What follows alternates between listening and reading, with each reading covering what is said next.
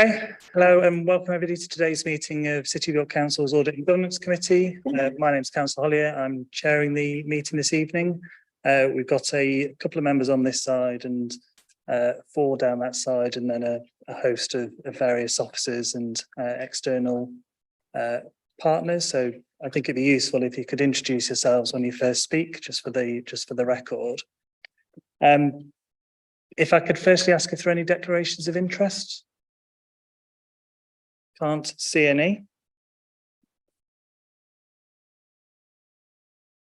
Second item then is just to consider the exclusion of press and public for Annex 3 of agenda item 9. Any opposition to that, or are we happy to exclude members of the public at that point? Yep, I think we're happy. What I'll do then is we do have an item of urgent business, so I'll move that before item 9. And then we'll consider the bulk of item 9 before Annex 3, at which point we'll close the meeting, close the public broadcast of the meeting. Any comments on the minutes of the last meeting?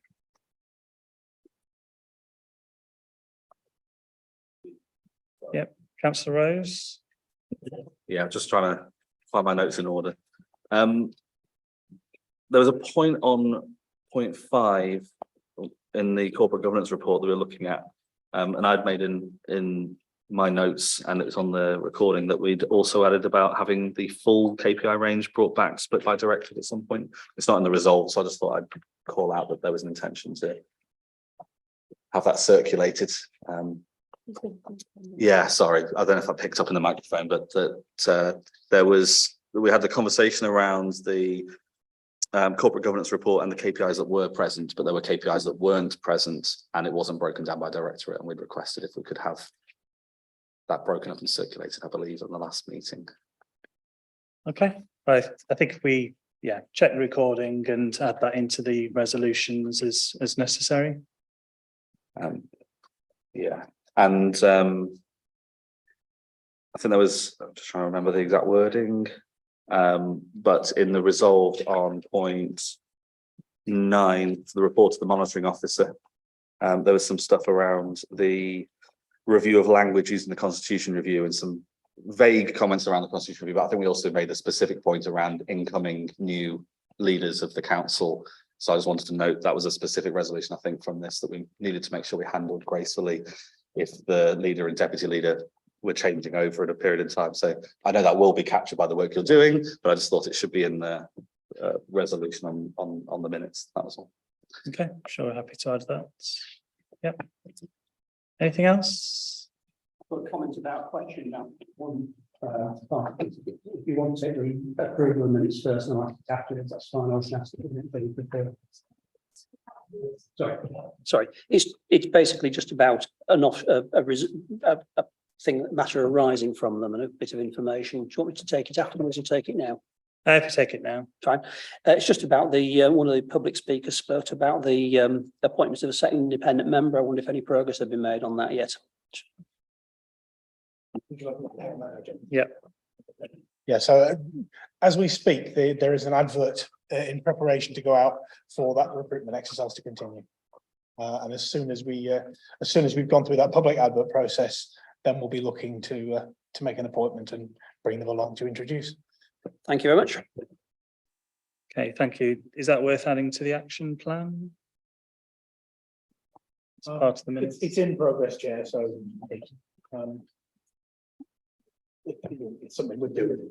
Okay. Then in terms of that advert, how, I guess, is an advert put on the website and you wait, or how proactive are we in recruiting people? We go through the website and our usual advert process. It's a slightly strange one because what you're doing is you're looking for anyone and everyone who might be interested within the bounds of those who can be independent people. The last time we advertised, which was earlier in the year, for members of the independent remuneration panel, we got sufficient applicants to fill the roles. It's always a bit potluck, but if we don't get sufficient applicants, we'll do it again. We make sure that, we go wider if we have to. Okay, well, if that's just about to be advertised, I guess we can review it at the next meeting and see how that's gone. Okay, so I think we're otherwise happy with the minutes, so I'll sign them when those changes have been made. Where am I? Should probably note that Councillor Mason is running a bit late. We don't seem to have our independent member. I think Oh, we do. Fantastic.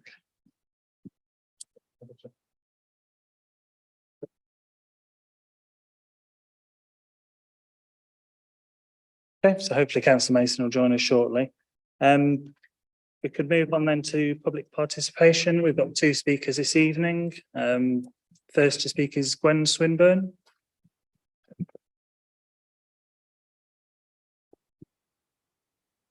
Thank you, Chair. Can I really please ask everybody to speak up? It is really very hard to hear most of what you're saying. I don't know why, but it just doesn't seem to echo back. So thank you.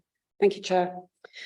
You, Mazars, and the leadership have all received our statutory accounts objection. I want to thank Debbie, Section 151, for her usual support in the process, a contrast to the response on the annual governance statement from the monitoring officer. It is interesting that the responses from the AGS call for evidence were mainly no, none, or it's an internal document, you can't have it.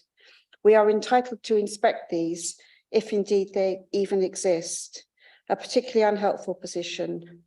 I will be using the response on the AGS, also the helpful response from the Section 151, as examples of poor and excellent practice with SIPFA, NAO, LGA, and others.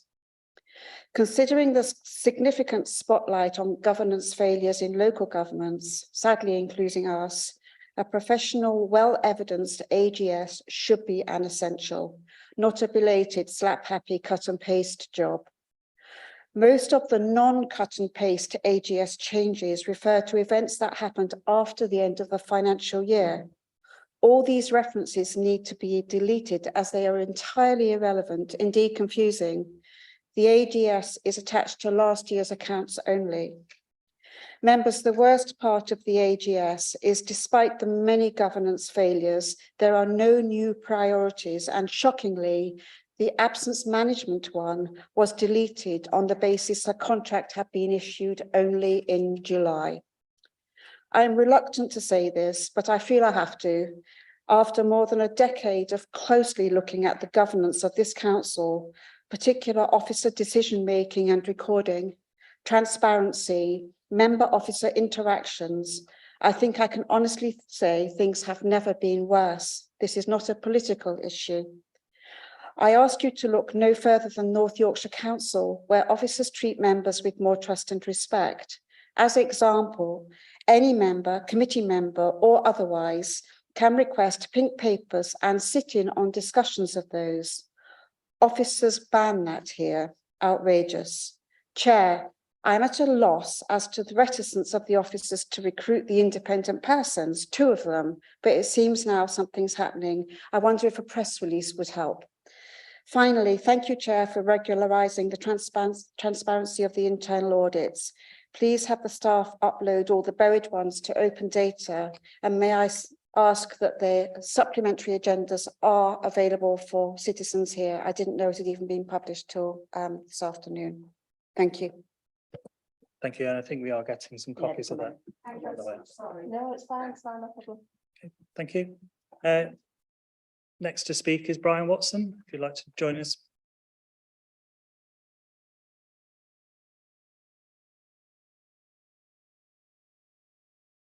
Thank you, Chair. Many of you here tonight will not have any experience or knowledge of the role of the civic party in the life of the city. I trust you will know that we have the 2nd highest Lord Mayor in the country, second only to the Lord Mayor of London, and officially called the Right Honourable Lord Mayor. The Sheriff is notably the top Sheriff of England and Wales. Traditionally, it covers functions within the city and our relationships with other cities within North Yorkshire and sometimes beyond, and covers a wide spread of events ranging from nursery schools and coffee mornings to visits of the monarch and international visits, and sometimes even external visits. Each of these carries with it a great expectancy from the recipients, and they are all immensely proud to have that personal contact with the civic party of our city. It is the presence of the office of Lord Mayor and the Sheriff, along with the Lady Mayoress and the Sheriff's Lady, or their consorts, each having the appropriate dress and wearing of chains of office. Even the civic carriage is part of all that as well. They are the promoters of the City of York. Over the last few years, there has been a lot of traditional events due to the pandemic and other reasons, such as lost contacts. We need to recover these events where possible and create more to make up those that are lost. Recently, there has been occasions when there has been no civic car, no ropes, and no chains. This has been due to the lack of support from officers due to them being on sick leave. You may be forgiven for not realising the effect this has on the functions that they attend, but I can assure you it has. Mainly one of shock and a feeling of disrespect to the function. When the reasons and apologies are given, it raises a feeling of embarrassment for the civic party, and justifiably so. But the effect of that does not go away. I am asking for a fresh look at how the civic party is serviced and promoted in its role. Maybe there is cause for a return of the civic advisory group, made up of officers, civics, and ex-civics, to sit down and look into these problems. 30 seconds left. That would bring about a knowledgeable and informative view to the table. One way or another, we cannot just sit back and allow the passing of the buck, which has been the case recently when problems arise. It's not going to take rocket science or a ton of money, but willingness to succeed will be the key to success. Thank you, Chair. Thank you.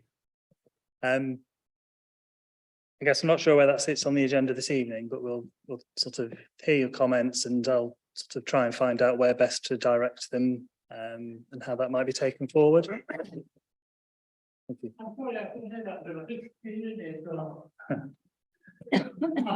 I'll just give you the Well. Again, if we can move on to item 5, which is the review of the final draft of the annual government statement. Chair. I couldn't get into the building while you were doing the minutes and the matters arising from the minutes. And there was something I wanted to raise within that in relation to the sort of action list part of it. Now, what would you like me to do? Just bring it up now. I've not. On the finalised action it list, yet. and I dropped Bryn a note, and I hope he's seen it, is I was keen that you developed an action list system. And the point was, if a matter had been raised, it was not dropped until it had been cleared from the action list. And it was a control document, so it has a couple of columns on it, one of which says, when's it going to be done? And the other one says, where are you up to now? And those two columns aren't being used. So if something is added to an action list, if it comes up at the next meeting, that's fine. You say it's cleared, it's on the agenda and it's gone. If something slips from a date when you said it's going to happen, then it's annotated that it's been moved to a subsequent meeting. But those two columns, they're just not being used.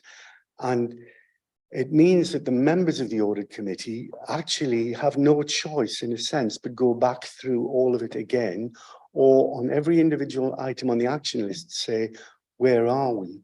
And you shouldn't be having to ask the question because the action list should be telling you where we are on that item, who's dealing with it, and when you're going to see the output. So it's part of that control process, and it's meant to make it easier for members because, you know, if as a member you disagree that something is still outstanding, or you think it should be completed before the given date for completion, it gives you a better opportunity to say something about it. So that was the gist of where I was coming from. Okay, thank you. I mean, is there an issue with sort of updating the papers a bit more along those lines? No, Chair, I'll pick that up with the Democratic team and we'll ensure that that's updated for the future. Okay, thank you. We could then move on to item 5, so review the annual governance statements, and I think this is being led by Bryn. Yeah, it's a report from myself. Obviously, the annual governance statement is a document which sits alongside the draft accounts. It is there for inspection purposes. And the statutory inspection period was extended to ensure that residents had the necessary period of time with that document being available. It is in effect a summary document from the officers of the authority, which is then presented to Chief Operating Officer and the leader for their ultimate approval. It is presented to members in its draft format at the moment, in order that they can have sight of it, and by all means pass any comments that they may wish to, and officers can obviously look at as and when those comments can be incorporated. Okay, thank you. So yes, we are asked to note and comment on the draft, so ask for any comments. Can I just have a clarification from Bryn? I would be used to so-called post-balance sheet events being reported, and the question was suggesting that they shouldn't be on this statement, but I would have assumed that anything which is a post-balance sheet event, which is known before the accounts are finalised, would appear in this statement. Am I right or wrong? So the annual governance statement covers the financial year just closed. Obviously, as part of that, we had to make preparations for example, the elections that were coming up and events that occurred in advance of that closure, albeit that they may have transpired afterwards. So as an example for you, members will be aware, we planned the member induction programme that was brought to committee in February and December last year. So members, that was an event which happened during the previous financial year, albeit it was delivered from May onwards. So that's why there may well be some references to things that occurred after the financial year change, but were planned and implemented in advance. In other words, I would agree with that. That's what I would expect to happen. It's you are reporting things which are relevant to the year, even though it's after the 31st of March, because you're giving the clearest possible picture of that financial year. Okay, thank you. Any further comments or questions, Councillor Rhodes? Yeah, I guess the question around the summary statement rather than the age, I've got some points in the AGS as well, but the conversation around timeframes and the draft versus final document. So the comment says the draft statement was not available, but it doesn't explain why in this report. And it says in the future it will be published with the annual accounts, but I don't know what will be different in the future that means that we can be confident it will. And I'm just curious around what the expected timeframe for the final version is and what it probably should have been if everything went well. So just that whole piece, if you could talk to it, please, Bryn. By all means. So to start with the question as to why it wasn't published, that's a failure on my part, and I hold my hands up to that. Sadly, we are all busy and it became entangled in a number of other things. In the future, we will be programming it into an earlier part of the preparation process for the annual accounts. So it will be drafted the initial draft will be created earlier, so that it can then be circulated earlier and published at the same time. It's a curious document in that the only reference to it in the accounts regulations is that it has to be published alongside the draft accounts. It makes, unless I missed something else, Debbie, that's the only reference to the document. And it can be published in draft or final version. So it actually can be a completed annual governance statement that you publish alongside your draft accounts. As I say, mea culpa, to use a lawyerism, for this time round. It will be different next year. Yeah, I guess the question for me on that is, how do we make that foolproof so that it isn't a human error thing on timeframes in terms of when do we need things to be started and what those checkpoints look like? So, is there governance around that we should be considering? Or... So this is a discussion that I've had with the 151 officer, and we're building that into the process that she follows in the preparation of her documentation. So we know that come sort of November, December, we will be beginning the preparation for next year's AGS in advance of the financial year end at the end of March next year. Okay, thank you. Any further questions, comments? Councillor Rose? Just one point on the internal document itself on the AGS is, and this is something that obviously isn't brand new for us, but the points A to G on page 18 around what we do as a council, and the fact that 3 of those points pertain directly to integrity, openness, transparency, etc. In the context of items on the agenda that are not visible for conversation with the public. We had a conversation last time, so I won't rehash it, but obviously there are conversations that are going to be happening where a lot of the information could be made public, and we've got the report here that is entirely private. So I know it's a conversation that's been had before, and I just wanted to outline that it's something that maybe we should be reconsidering next year as part of the work we're doing to make as much of it as transparent as possible. That's all. I think we asked at the last meeting, and hopefully we'll come to a meeting soon, a report on what might have changed in terms of privacy, or why the opinion might be different, how it previously was, and a process in a way that we can then discuss that openly. So at least we've then had this discussion between ourselves about what we consider to or how open we think we should be, and then that'll then be a way that hopefully we've made that decision publicly. And just to say, I've been liaising with my colleagues in Veritao on the basis of they obviously have a planned list of audits that they do for the year. So before they start many of them, I've asked them to look at the list now and consider which ones can be dealt with in public and which ones would need to be exempted. So they're already on with thinking about which ones need to be exempt and need to be kept confidential, and which ones we can publish. Okay. Yeah, I guess the ones that need the ones that need to be confidential, not necessarily everything needs to be confidential. And on the minutes of the last meeting, we've been relatively vague in what we've ended up with in the minutes, which is that we had the conversation, we agreed and acknowledged there are things that have to be kept private and exempt, but we didn't agree how much that needs to be the case. And things like redacting documents or having condensed versions that cut out the importance. I think that's all still open debate potentially, but I don't want to rehash that conversation again, but I'm happy to address some of that in the report that I bring forward. I think the one observation I would make is the point about producing a redacted report is it's relatively straightforward. If we're going to go down to producing effectively a second version of a report, then actually we start to introduce duplication in the system that costs the council. So, Well, hopefully we can, all that can be considered in that report. And I think, Okay, anything else, Councillor Fisher?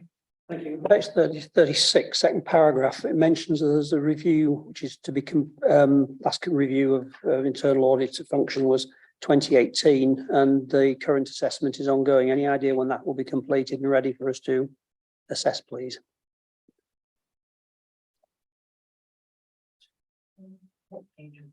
Page 36, paragraph 2. They are shocking in here. Yeah, I've got a croaky voice. I've got yeah. I think you find that Max can probably answer that now. Yeah. I can answer that one, Chair. So the review's been completed. We received the report a couple of days ago, and the intention is to bring that report to this committee or to the next meeting of this committee. And just to say, it's a very positive outcome. Thank you very much. Thank you. Okay, thank you. Any further questions? No, can't see any. So if we're happy then to move on to item 6, which is the corporate risks. And I think this is being led by Helen Mallon. If you could just introduce yourself briefly when you first. Thanks, Chair. I'm Helen Malem. I'm one of the principal accountants within corporate finance with responsibility for the budget, collection fund and risk. So what I'm bringing to you today is the first quarterly monitor of the council's key corporate risks. The covering report sort of outlines that as part of the council's risk management process, reports brought to this committee for scrutiny of the key corporate risks. And these are the risks that officers have determined are being the main risks or threats to achieving the council's objectives. We obviously identify a lot of other risks, but these are the ones that we want to highlight as being the key ones. At the moment, we've got 12 key corporate risks, and these are detailed in Annex A, which starts on page 55. As part of the process, each quarter, the key corporate risks are discussed by corporate management team for update, and then executive CMT also has an opportunity to comment. At the discussion with exec CMT, I just want to highlight that one of the points that members raised was whether or not a new risk in respect of extreme weather events should be added to the risk register. And in the report, paragraphs 13 to 17 provides an update about that area of risk. We do actually cover that matter already in Key Corporate Risk 12, which is response to major incidents. And so what I've done is to sort of update the details on that risk for the fact that there is an increasing frequency of extreme weather events. I haven't actually created a separate risk yet for that matter, but I would welcome the comments of this committee as to whether you feel like a separate key corporate risk is necessary on that. The other updates that have been made are detailed in paragraphs 18 to 24 of the report. And if you're looking for where those updates have been made, they're actually in bold type in the annex. So I'm happy to take any questions or feedback in particular about that point on extreme weather events. Okay, thank you. So we're asked to consider and comment on the key corporate risks at Annex A, and then provide any feedback on any further information we'd like to see. So anybody would like to, Councillor Burton?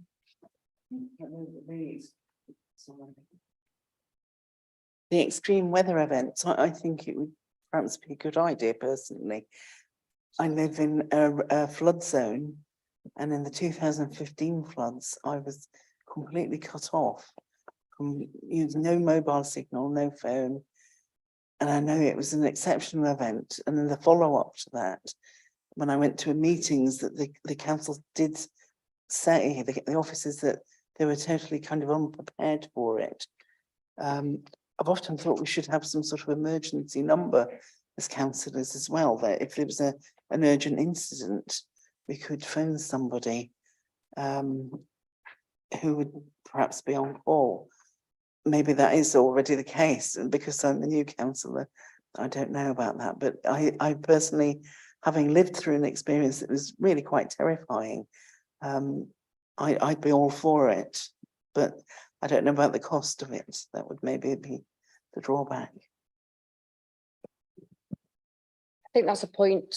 We've got the business continuity or emergency response team, and I could probably take that away and see what we have in place at the moment, unless there's anybody else who could comment on this one. Could come back to you, Councillor Burton. Okay. Are there any further comments on the weather events issue specifically, Councillor Rhodes?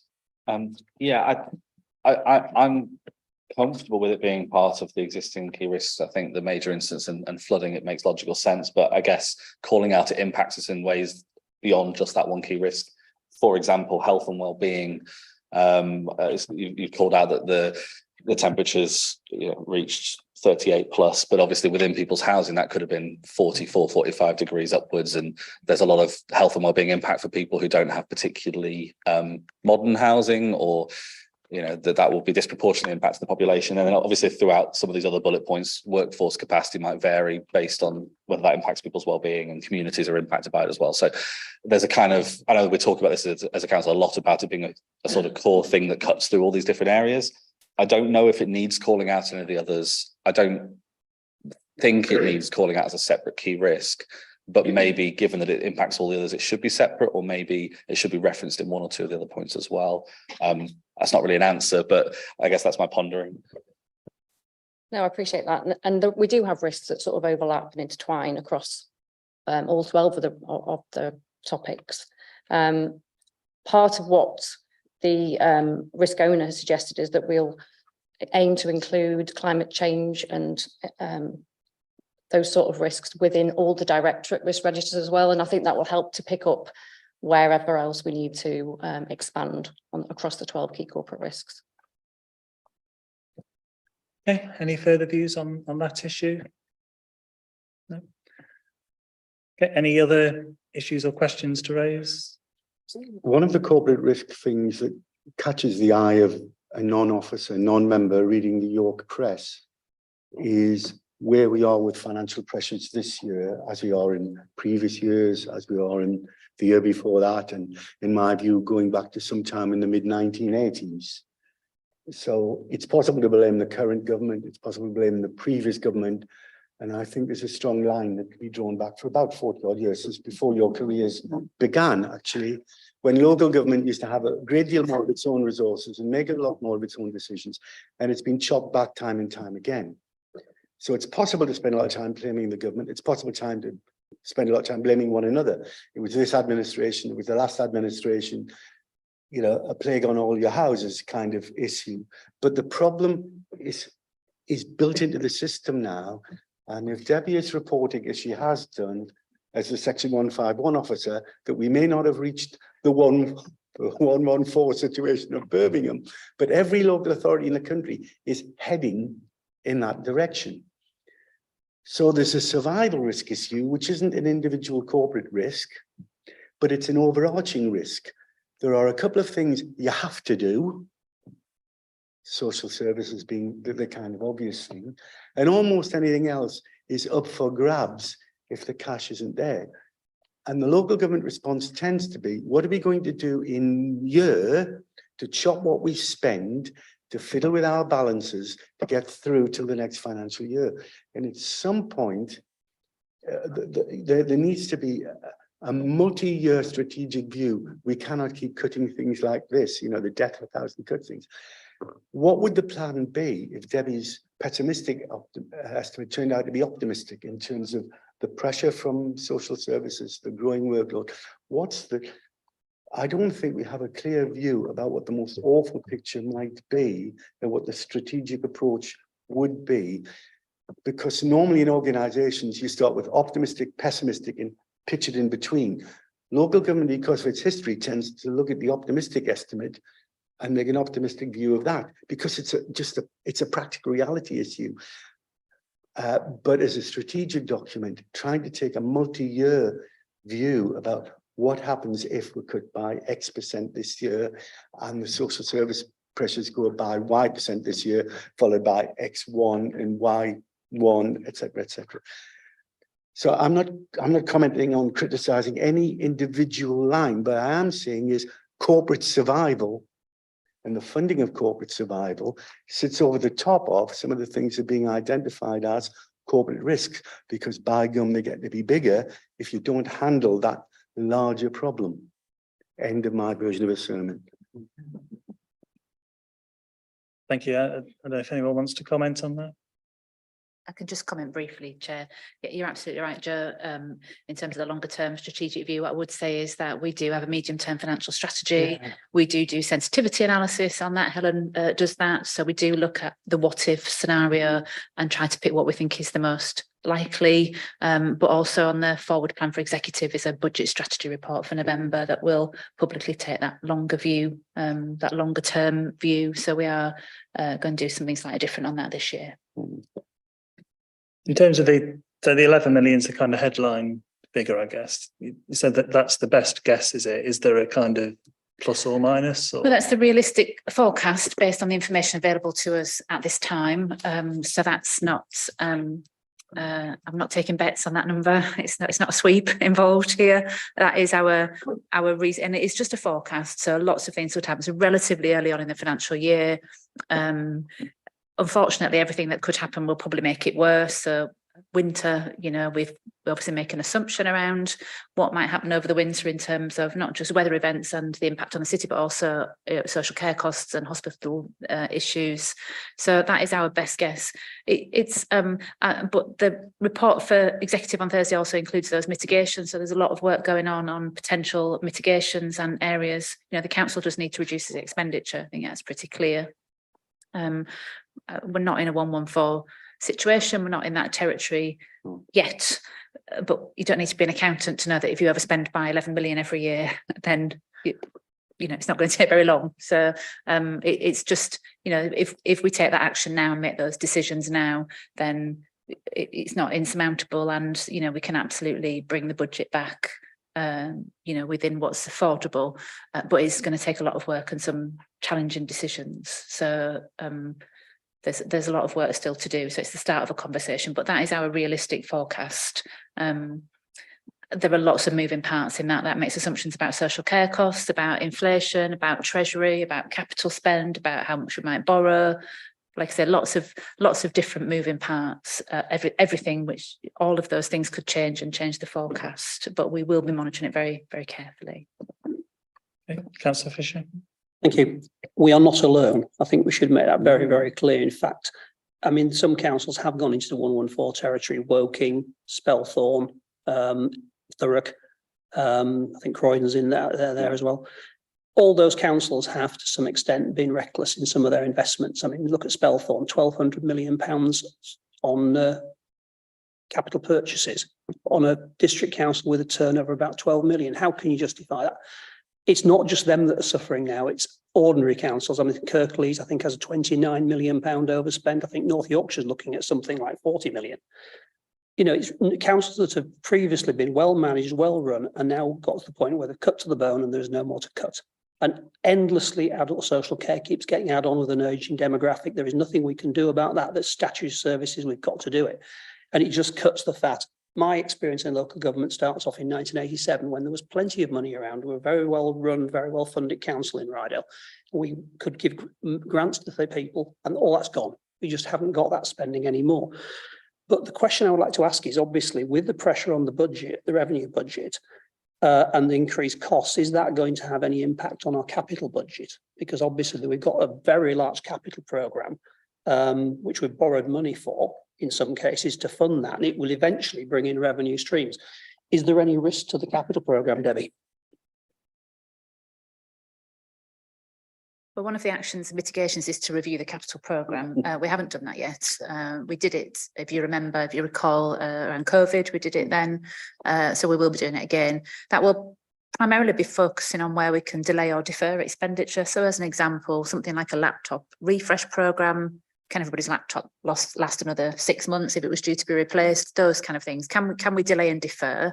But equally, we do need to look at all the schemes on the capital programme. Are they providing value for money? Are they solving a problem that still exists? Are they still the right solution? So at this stage, I don't know is the honest answer. We are looking longer term. So if there was a capital scheme that was like an investor save or that was generating income in future years, then that, you know, unless we absolutely had to, you wouldn't stop doing that because that wouldn't be sensible. So it will be a measured, sensible approach to what can be delayed and deferred in order to save borrowing costs, essentially, to have that impact in revenue. So it'll be a review of the whole thing, but we've not started it yet. It's a work in progress. The second question, as I recall, last year the government announced a 1-year settlement for local government. Is there any indication they're going to give us a bit more stability in the future? And do you have any idea when the statement is going to be delivered and whether it's going to be 3-year, 5-year, or just another 1-year settlement? Well, the uncertainty in that area continues. We'll have an election, won't we, by January 25. So what's that, 16 months? So we'll have a general election within the next 16 months. So that's one more settlement. I mean, technically could be 2, but I guess it's unlikely the election would be in January 2025. So I'm assuming that there would just be one more settlement before a general election, and therefore it most likely be a 1-year settlement. But I don't know. We could have a sweep on that, I guess. That might be a bit more. Yeah, that uncertainty is a real issue for us. Obviously, in times gone by, we're used to having a 3 or even a 4 or 5 year overview of what the funding is likely to be, and we have just been year on year on year. We got a little bit more certainty because it's a bit of a 2-year settlement last year. I can't imagine that that's going to increase particularly, or never say never, I guess. Sort of a bit of optimism there, really. It's as good. That's as optimistic as I get, I think. That's Rose. Yeah, on the same points, and I think I echo the points that you've made, Joe, about being optimistic maybe in our budgeting and anticipating that we might have circumstances like this, and making sure that when we're going into budget season, we're trying to be realistic, possibly even pessimistic, in making sure that we know what we would have to do if things change throughout the year, rather than trying to do it live, if you like. But I also jotted down something related to this on the workforce capacity risk, KCR10, and the fact that pretty much everything we do to tackle this challenge then worsens that risk, and perhaps I guess I'd question whether the controls actually do reduce it from probable to possible on the likelihoods. Just thinking through the risk detail has resulted in a reduced workforce. I don't think that's necessarily lessened by what we're going through.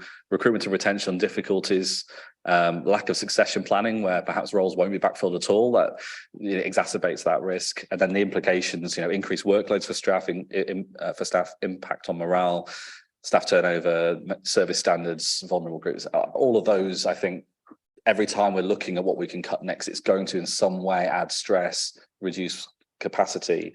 I don't necessarily think there's any action or comment, and I don't necessarily disagree with any of this. I just think we don't have an uncontrols to balance the controls, that there are other things that are exacerbating these risks. Is this a concern, as Councillor Fisher was saying, around the statutory obligations we have to meet, that's going to continue to add this, and it's going to get to a point where it is, when we become a breaking point, we move towards Birmingham a bit more rapidly, because you have to fill people with supply staff, which costs more at a certain tipping point. What's your feeling on that? I think it's difficult for us to say at this stage, because in terms of things like vacancy management, I mean, obviously it's going to depend whether vacancies arise.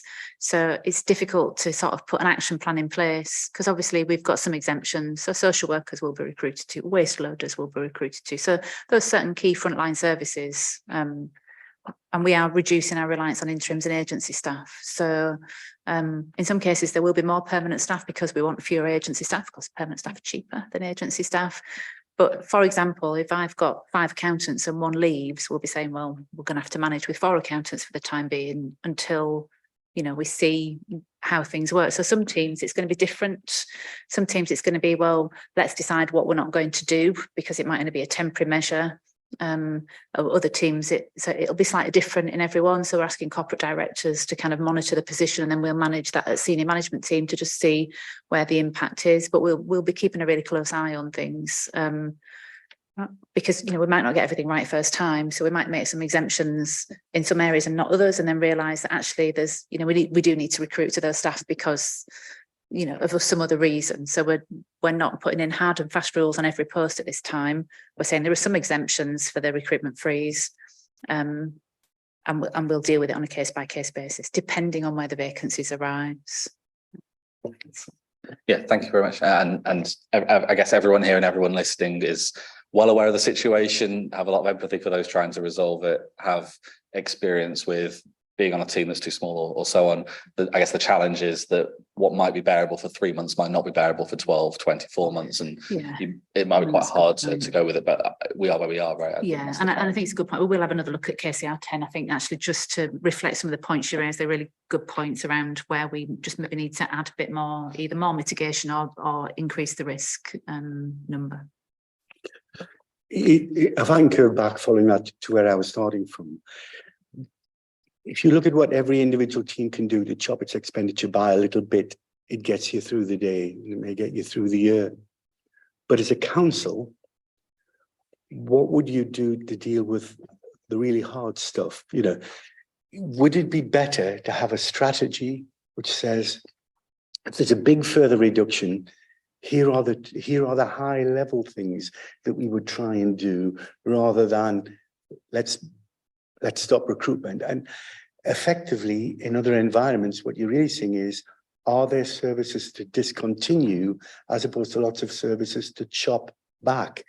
Because you can't, accepting that social care is not going to be chopped back, you can't keep taking a little bit off everything and rely, or I would suggest it's not most appropriate, and rely on grabbing savings where you can get them.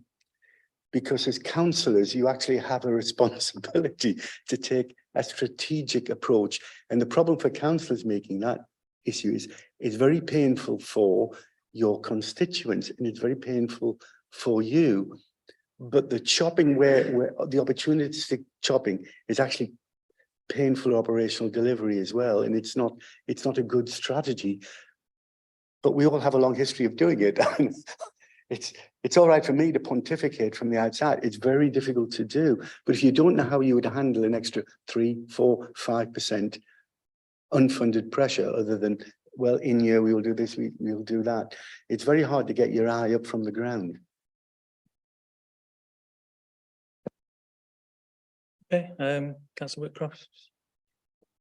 Thank you, Chair. I just wanted to ask a little bit more about the national picture and sort of try and understand a little bit whether it's going to reflect in York. Obviously, budgets are going to remain exceptionally tight, but there have been some upgradings of the national picture recently. There was some data that came out earlier today, and the ONS upgraded the GDP figure. I'm not sure whether that would have, if there's anything, perhaps searching for some optimism, but if there's anything at all that might impact that in a York sense, or looking at that on a local level. I expect I might know the answer. I don't think there is, in terms of the formula, in terms of the funding we get from government. Obviously, the other main source of income for us is council tax. So more houses, more occupied houses, more people paying council tax is the other way that we generate income on business rates. So business rates, income, council tax income, and money from government. Obviously, we've got fees and charges, we've got parking and other things, but the council tax, business rates and government. So I don't think any of that would impact on our funding. It might ultimately, you know, in a few years' time, but certainly not in the short term. Thank you. Councillor Fisher. Okay, with respect to that, we have an awful lot of student houses in York which don't pay council tax. Now, as you recall, until I think it was 2016, the government paid a grant to council, the large council tax, the large student populations to compensate us, and that was discontinued, I think, by the Cameron government in 2016. Has there been any lobbying to try and get that back by the local government association? I know Bath and various other people, you know, authorities with large student populations are also been hit just as hard as York is. It's not the students' fault. Please don't think I'm saying that. But the point is that when we have large amounts of our housing stock, which still have to be serviced, which don't pay council tax, it's only fair that we get some kind of compensation from the central government to reflect that fact. And I'm an ex-student of York University, so I'm the last person who will explain. I don't know off the top of my head, Councillor Fisher, we'll have to just go in and find out. Obviously, you're correct, students exempt from council tax and other people exempt from council tax. So in terms of lobbying of the government, I'm not aware of anything directly, but I will just check with the team to see if there is something that I'm not aware of. Okay, are there any other points to make? Councillor Rose. Yeah, as a separate point to the others on the KCR 7 and 8. And I've actually got a point this time rather than just rambling, but two very minor things. The first thing is it says once the local plan has been adopted later in 2023, and I wondered whether once the plan has been adopted might be strong wording and should say, you know, presumed later in 2023 or if and when, or some wording around that. It makes an assumption the local plan definitely will be adopted later this year, which, you know, may well be true. And the second point was around the capital programme and the discussion on York Central and Castle Gateway and the dependence on them. And I believe Castle Gateway, Coppergate 2 back in the day was 2003 when it first came through. So happy 20th birthday to the Castle Gateway project. I think looking at the controls, there's a lot of controls around project management, around keeping to time, some perhaps a little slower to get off the ground in the first place. And I wonder whether a key control for the capital programme should be significantly better consultation and engagement with the general public to make sure that when we actually create a plan, the city's already behind the plan before it gets going, and whether that's one of the key challenges we've had in the past and something we should be tackling going forward. So those are my two suggestions for change on 7 and 8. So take on board your point about the local plan. I'll amend that for the next time, and we could discuss that on the capital programme, Debbie. Yeah. Thank you. Okay. Can't see any other indications wanting to speak, so I think we can probably move on. That then takes us to item 7, which is Treasury management, which I think is Debbie again. Thank you. So This is the Q1 review of Treasury management. It is a statutory requirement for us to report to members on Treasury management activities. So this report outlines the Treasury activity during the year to date. We've got a very brief covering report, and then the annexes are the exec report that's due there this week and the annex to that report. It's clearly still a challenging time for the UK economy, but higher interest rates, we've still got some of those inflationary pressures hanging around. But in terms of our Treasury position, it's not too impacted by that. We continue to invest in line with our 3 priorities of security, liquidity, yield. And we're closely monitoring inflation, interest rates, those kind of things. No new borrowing has been undertaken in the year so far. Our policy over recent years has been to use our cash balances to delay long-term borrowing where possible, and that's kept under review. We do look ahead, and we're currently trying to ensure that we don't need to take on any borrowing at these currently high levels, but if we may need to, and if we do need to, we'll take it over a relatively short period of time so that we don't have the debt hanging around at this high interest level for too long. We'll also look at what's called inter-authority lending, where councils lend to each other over short term. So some of our cash flow is, like most people, I guess, you run a bit short at month end, and then we get income in the following month. So sometimes we might need a bit of inter-authority borrowing for a couple of weeks at the end of the month, but we'll look at that to try and minimise our cost and exposure. I appreciate that we still need to provide this committee with some perhaps more detailed training on Treasury to allow you to sort of carry out your scrutiny function in the way that you might need to, and we'll try and get that built into the timetable. But it's here for you to question, scrutinise, note, and it'll be considered by executive on Thursday night this week. Okay, thank you. So as Debbie says, we're just really noting and scrutinising. If anybody would like to start that. It's one of those optimistic or realistic questions. You and your Treasury advisors really do believe these are temporary high interest rates, Debbie, because I grew up in an era when temporary high interest rates got higher, higher and higher. And I also lived through, as you did, to an earlier era when everybody was getting lower and lower and lower interest rates and couldn't believe it. And, theoretically, there were lots of things you could have done if you believed it. I.e., it's very, very difficult to be sure which direction interest rates are going in, certainly over a 10 or 15-year era. So it is theoretically possible that the current interest rates could, over the next decade, turn out to have been very good or average or ridiculously high. And I accept all you can do is talk to your advisors, but I certainly wouldn't be confident that over a decade, these are high. Yeah, you're absolutely right. It is a challenge. So somebody used the phrase today, didn't they? Interest rates are like table mount, and they're going to go up and then they're going to kind of stay that way before they do go down, if they do go down. Yeah, looking at over the longer term, I mean, we will need to borrow. We are under borrowed, so we will need to borrow whatever interest rates, whether they come down, stay where they are. We'll just try and do that in the most cost-effective way possible, and look at all the options available to us. But yeah, who knows what's going to happen? I mean, the data that came out today wasn't brilliant, was it, in terms of the impact on interest rates? So I think the smart money's on another 0.25% increase, maybe, and then it might level off a bit. But yeah, we'll just have to wait and see, and keep an eye on things. Councillor Fisher. I mean, some of the loans that are maturing, are they long-term loans that were actually taken out at times when interest rates were much higher than they have been in the recent history? So if we were to borrow today, because I asked that question this morning, actually, at our Treasury catch-up meeting, if we were to borrow today, it would be the highest rate of interest that we currently have in our long-term debts. I think the next highest ones that are due to mature soon were like 4.8, I think, is the other debt that we've got that's at high level. So we've had a, like you say, a period where it's been like 2%, 1%, yeah.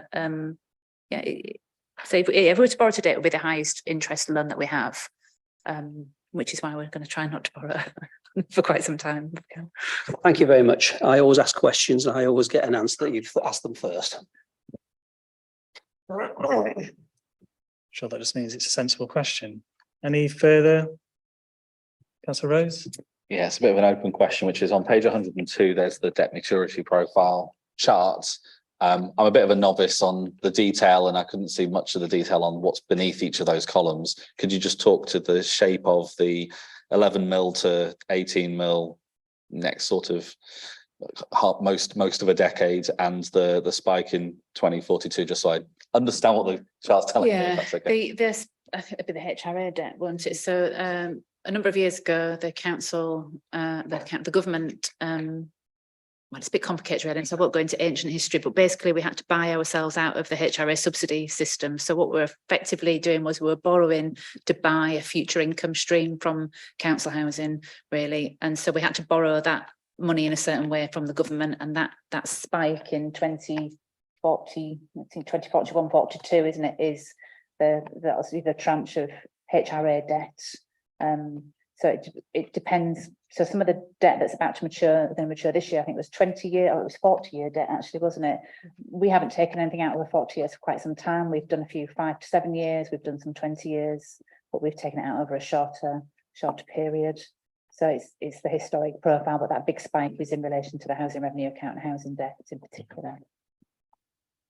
Do you know what's within the next decade? Why is increasing so much and then drops back down? Just for my own curiosity. It's just the term of when we took the borrowing. So what we've tried to do is when we take out any new borrowing, we try to fill in the gaps in that maturity profile. So where we've got a gap, we've borrowed money and sort of slotted it in there to try and smooth that out as much as we can. Okay. Yeah, Chair, I was just going to make that as the comment that it's a snapshot in time, but it bears no relationship to what the debt will be when you reach that year, because more borrowing will be taking place. And as you move it forward, you still end up with an odd looking profile of future debt. But the current year's liabilities are always going to be higher than the apparent future year's liabilities, because you've not yet borrowed in some of those years. And I think Debbie was saying that fairly clearly, but it's always unnerving when you look at these things. You end up saying, why did we keep borrowing all that money before and we don't look like we're borrowing it anymore? Well, you will be.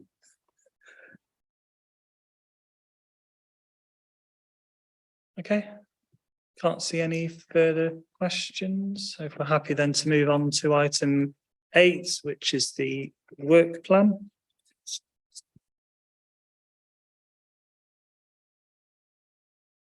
Which looks quite full to me.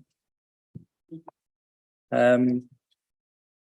think the only thing from this meeting to add was something on exempt items and when that might slot in. I think we have previously talked as well about doing something around the governance arrangements for the new sort of combined authority. But that seems to keep getting put back. It might be worth just saying a bit about what's going on there. That's okay. I can update members on that. So the current situation as we understand it, and it's all subject to civil servants giving us information that they sort of drip feed, is that they are aiming to finalise the draft order in the next week or so, which would then be a document that they're ready to present to their ministers for approval. And assuming that that approval is given, then they're looking at laying it in front of Parliament. The issue we've got is because of the way that the autumn term in Parliament works, you've got the party conference season, you've then got another break in November.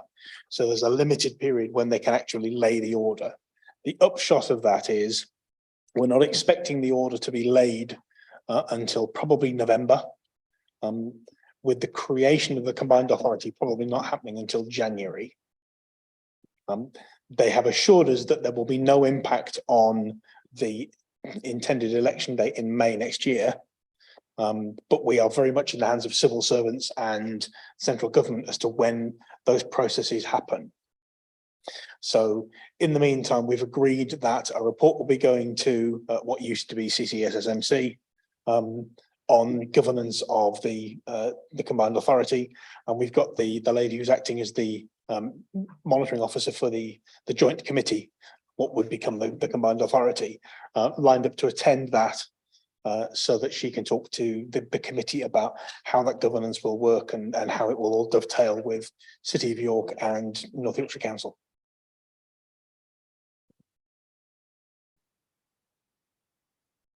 Okay, and I guess in terms of slotting in the sort of exempt items thing. I suppose it's a question for you, Chair, as to whether or not looking at November, you think that November is a bit packed and you want to bounce it to the January meeting, or whether you want to bounce something else on the November agenda back a bit. I suspect that the accounts and the Treasury monitoring stuff have to stay in November and in January anyway. So it's a question, I suppose, of what other things you would like to do, or whether you just want to bite the bullet and have a large agenda in November and get things out of the way. Well, I think we can probably play it by ear a bit, can't we? As we get a bit closer to November, it's still a couple of months off. So perhaps see if anything drops out, and if it does, then we can slot that in. Probably not make a decision now, but we'll see as we get a bit closer, I think, in consultation with the Vice Chair. I think it's probably fair to say that the second governance report listed there, which is the changes to membership of committees and outside bodies, is not likely to take a great deal of time. So it takes up the same amount of space on the work plan, but actually it's not likely to be a substantial report. Okay, are there any other issues people want to raise on the work plan? No?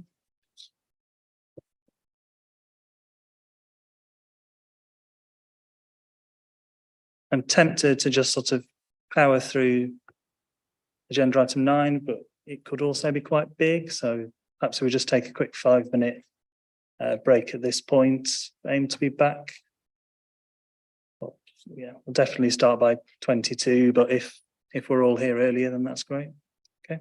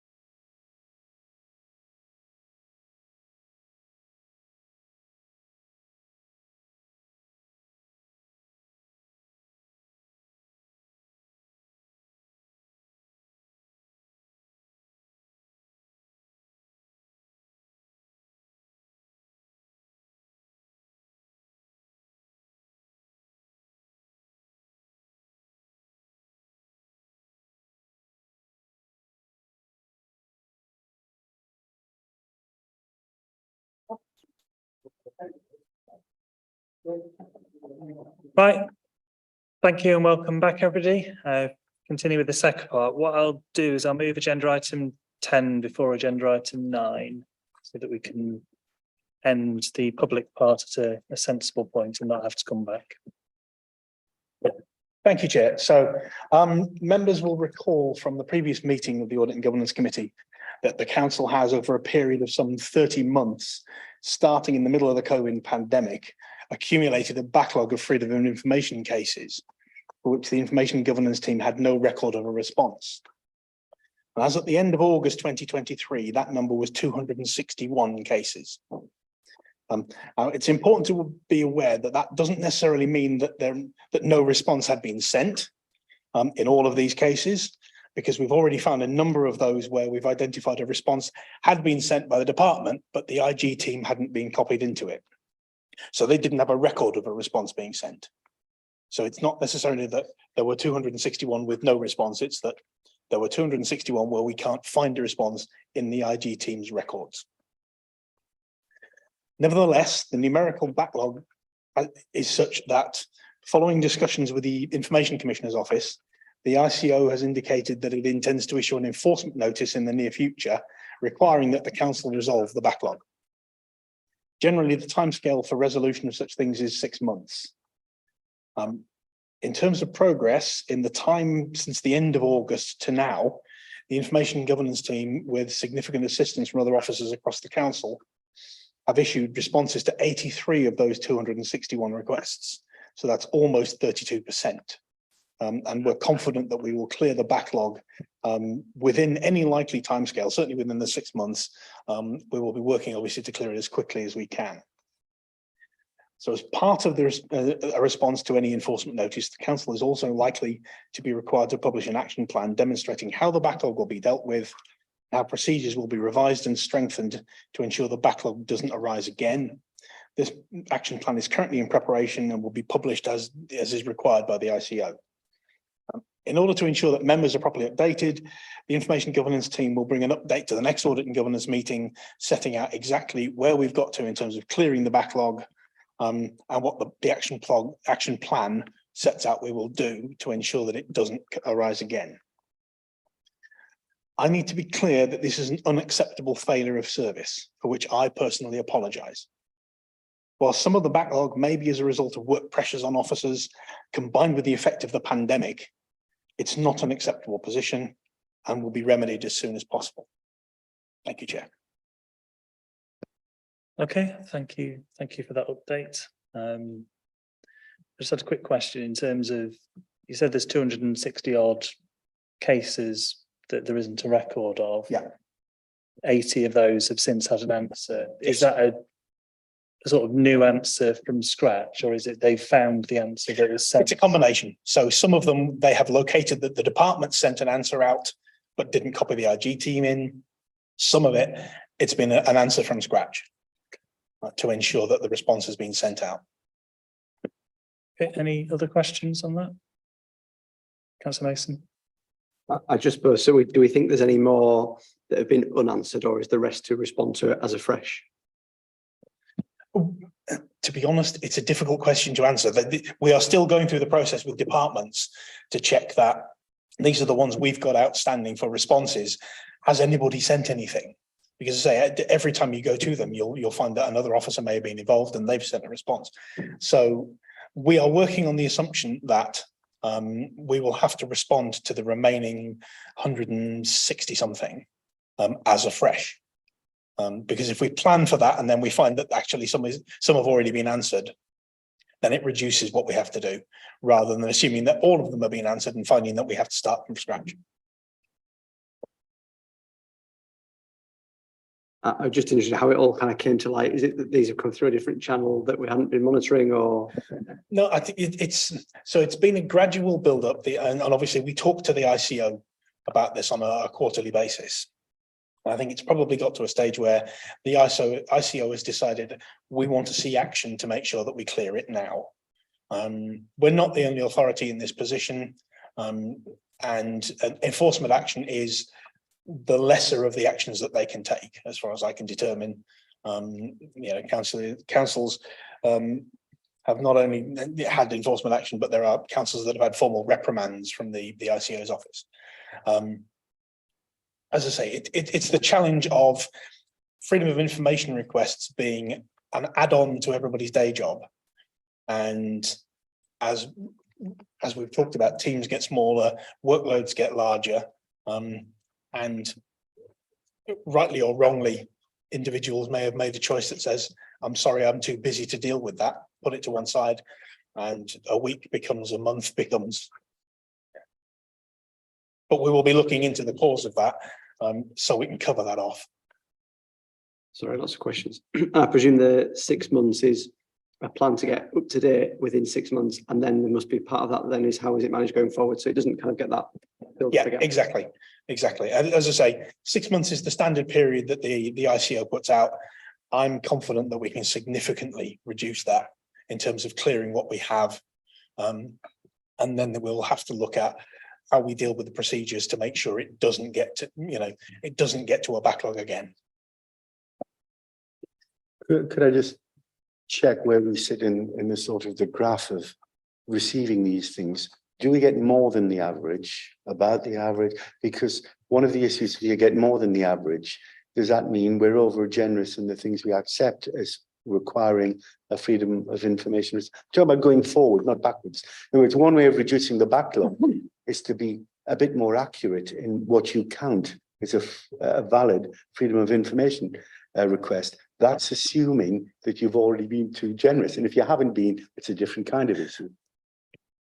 In terms of numbers received, we're probably about average for the size of the council. I think, as I say, some of this is doubtless down to workload. Some of it, as I say, it comes down to individual officers considering they don't have the time, and then things get forgotten, and before you know it, you're into this sort of position. As I say, this started in the middle of the pandemic, and obviously, people were quite busy at that time doing other things, trying to make sure that the council services continue to run. But it's a challenge. One of the ways that we could reduce the number of FOIs we actually respond to is by publishing more information online. The more we can publish up front, the more of the standard requests that you get, we can not deal with, because you just say it's available on the website. Councillor Melly. Is then one of the issues how easy the website is to navigate and how easy it is to find information? Because my view is that it can be very difficult to find information on the council website. So even if the information is, technically available, technically published, people might still write to request information, then it still takes officer time to say, here it is on the web, published publicly. That could well be the case. There are very few council websites that I've ever come across that are easy to navigate, where you can find things with the first search that you make. It's usually the third or the fourth by the time you've changed your search terms and eventually got to where you are.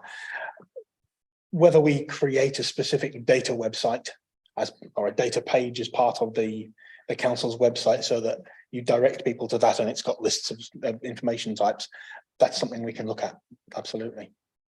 And so the easier we can make it for people to find, the less time they'll spend coming to us. It might be quite a big investment, but in the long run, it could maybe save a lot of officer time responding to freedom of information requests. It would certainly save a chunk of officer time. The challenge with the large investment, of course, comes back to So, but yes, it's something that we'll obviously look at as part of this. Okay, Councillor Rose. Yeah, just to piggyback on that, to say that I was looking for some data that I've used before on the open data platform, and it's not that it's difficult to use, it's just there's a lot of data and it's quite hard to find, but if there's a way of improving that, that'd be great. My question is, the 80 that have been cleared out of, well, versus the 181, 160 that remains, is that more recent stuff? Is it a certain category? Have we got rid of the easy stuff and it gets progressively harder to clear the backlog? I will be honest, I don't have that information. My suspicion is that they are clearing off as many as they can, as quickly as they can. So it may be that you get a department that responds quicker when it's reminded, and they've simply picked those that and dealt with those. But as I say, I can't give you the details as to how it's been approached. And the second half of the question, I guess, is the impact of doing that work. Has that impacted in terms of extra costs? Is it impacting on the speed of responding to new FOI requests? What's the impact on people doing their day jobs? All that sort of. In terms of new FOI requests coming in, the way that they managed it is that they've effectively taken one officer away from dealing with the general stuff that's coming in and had him dedicate his time to going through the FOI requests that are outstanding and dealing with those. So we still have people dealing with the requests that are coming in, because the last thing we need to do is make the backlog bigger as we're trying to reduce it. In terms of the cost of it, again, it comes down to just officer time. And you can almost call it defrayed cost, because it's time that should have been spent a year, 2 years or whatever ago that we're having to spend now dealing with it. Yeah, I guess it's not any additional cost in terms of we're not hiring people to do the work, but the cost is the outcomes we're not achieving by having one person dedicated to this when they were allocated to other things. Yeah. So I wasn't sure if there was a shape of what we know the impact of dealing with this has been elsewhere, but no. Councillor Melly. Thank you, Chair. I mean, I think freedom of information requests is probably a very difficult thing to keep records on and keep monitors on.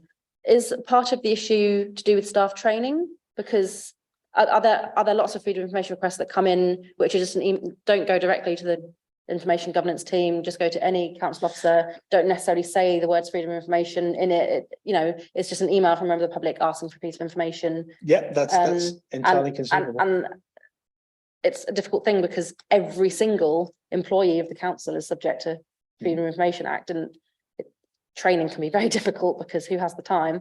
Is that part of the issue? Just how the whole kind of system of a request comes in, how it's processed and how that's logged and recorded?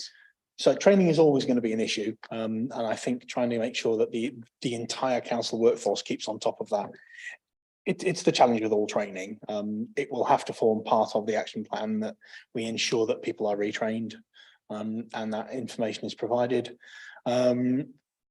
In terms of requests coming in through different portals, shall we call it, if you go onto the council's Twitter feed and ask for something, that's a freedom of information request.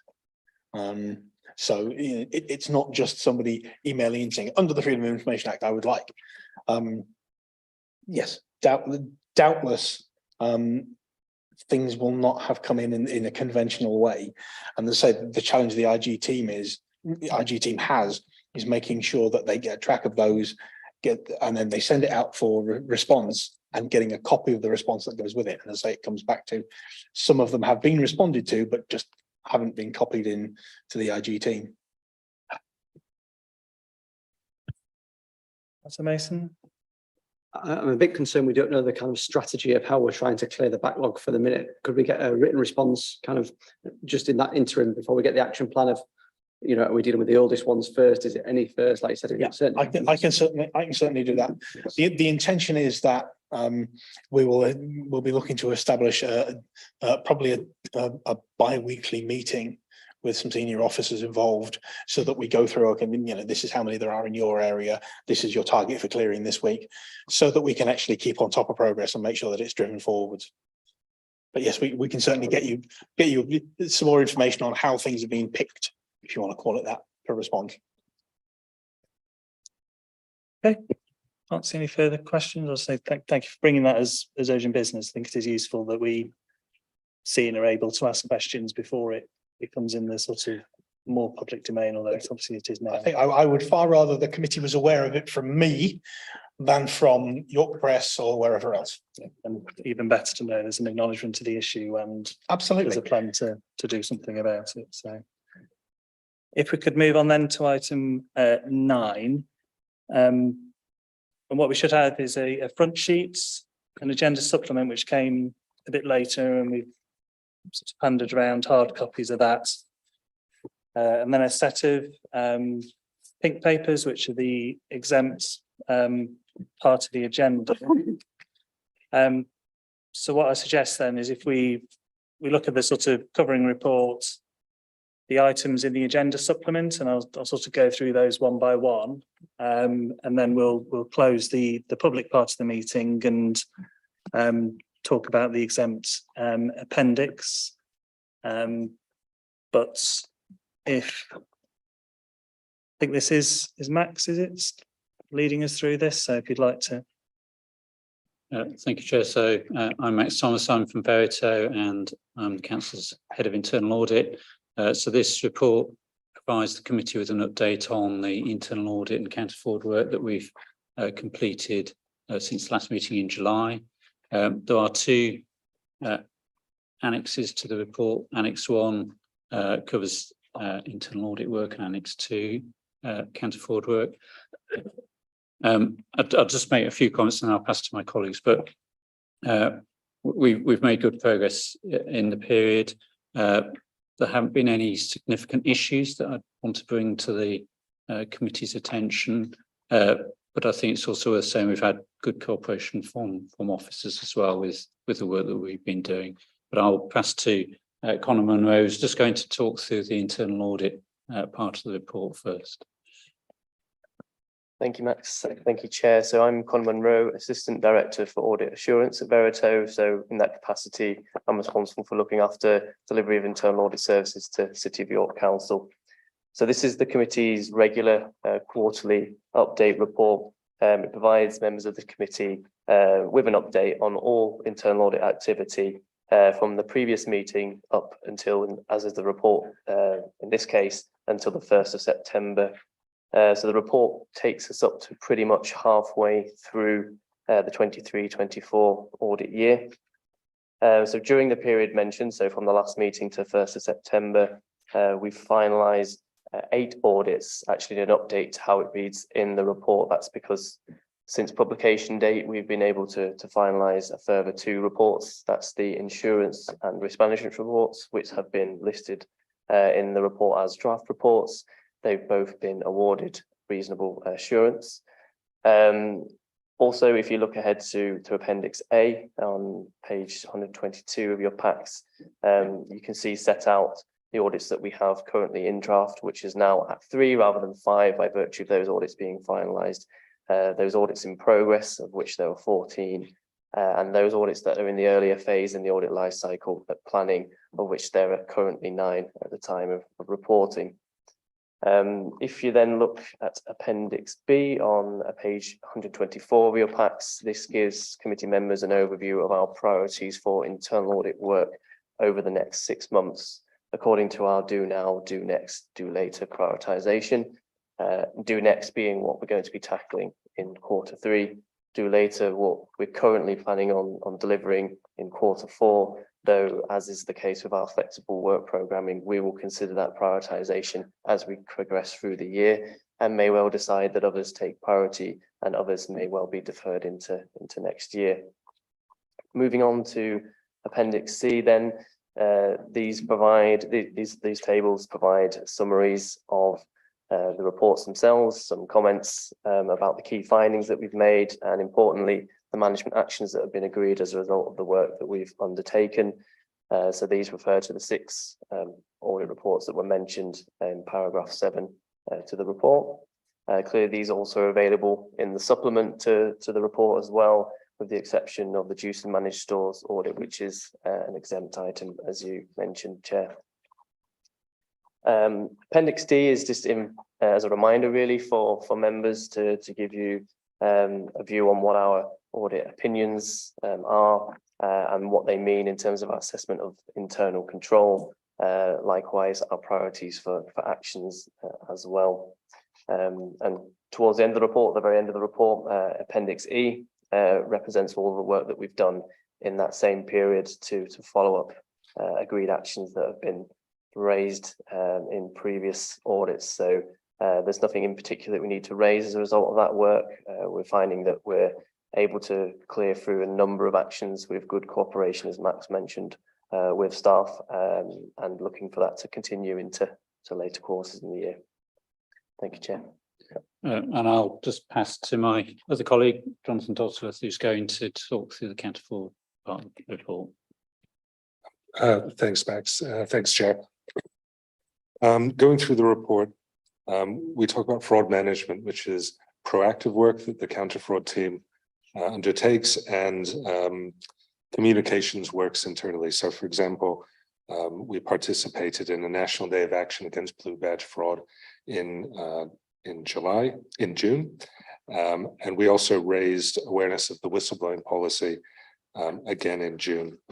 The report talks about work we do, multi-agency work we undertake. So this talks about the National Fraud Initiative, which is a data matching exercise that all councils participate in. We also talk about the investigative work that the team does. So we've received 126 reports of fraud in the year to date. We have completed 41 investigations, one of which is as a prosecution of a gentleman who committed blue badge fraud within the city. He pleaded guilty to offences and received quite a large fine in magistrates' court. There's a more detailed summary of our investigative work in Appendix A. I just want to note that there's a couple of typos in the second column of the first chart. That should read 2023-24, as should the first column of the second chart. But that's about all I'd like to say. Okay, thank you. Have any further points from? No? Okay.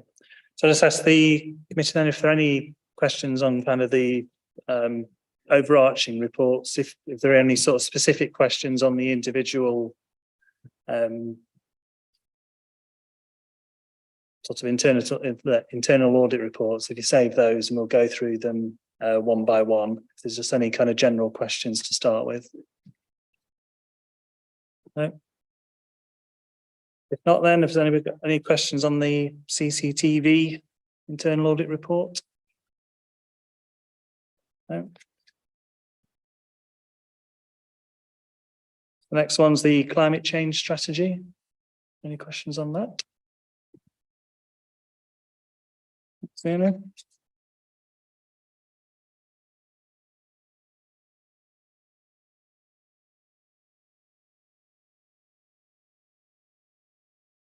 Okay, council tax? No. Health and safety?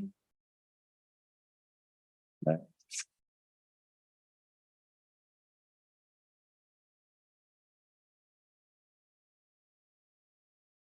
think that might be all of them. I've just asked if anybody had any questions on any of those and save some hassle. Okay, so I think then we're ready then to move into the exempt part of the agenda. Just got the, I think if we